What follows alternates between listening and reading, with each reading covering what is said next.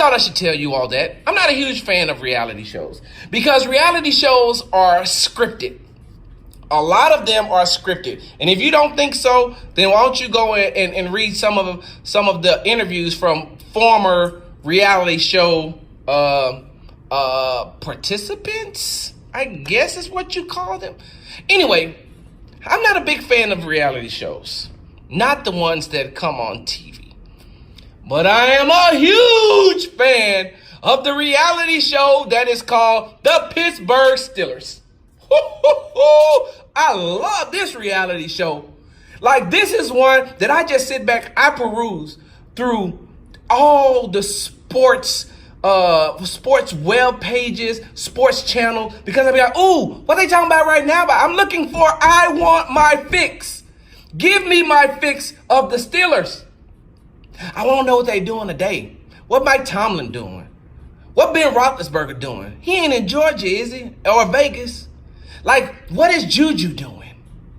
Like, where's Le'Veon Bell? What is he doing? Like, what is Antonio Brown doing? Like, I am all for this reality show called the Pittsburgh Steelers.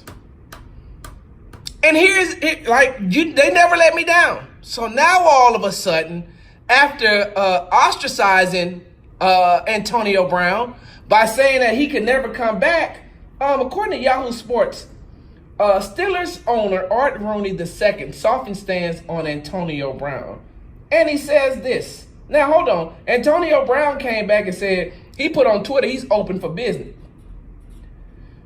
Art Rooney says, there are a lot of factors we have to take into account on. Rooney said, according to the Tribune Review, we'd have to sit down with Antonio and understand where he is and make sure he understands where we are. There's some work to do before we figure that out.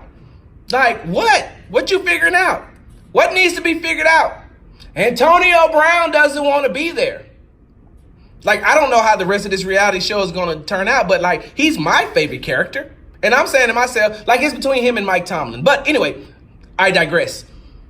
He doesn't want to be there. And no matter how many players from the Steelers you interview at the Pro Bowl, you can interview the lineman Pouncey, you can interview Juju, and they can say, you know, he's our teammate, and we want him back, and we believe in Antonio Brown. He ain't coming back. Why would he? Like, the reason why you're my favorite reality show is because you're dysfunctional. And I like it. Dysfunction is good sometimes. Maybe not for the Browns organization, but definitely for the Steelers. Like, I love watching the dysfunction because you know why? I like watching the Steeler fans try to just keep throwing up their 6 rings, but your 6 rings can't cover for the fact that Mike Tomlin isn't good anymore. Neither is Ben Roethlisberger. Le'Veon Bell is not coming back, and Antonio Brown doesn't want to come back. So keep saying we got 6 rings. Keep saying we have the most rings in history. Keep saying that. It's still not going to stop this reality show. It's not. And I love it. And I love it. And I especially love it because I'm a Cowboys fan.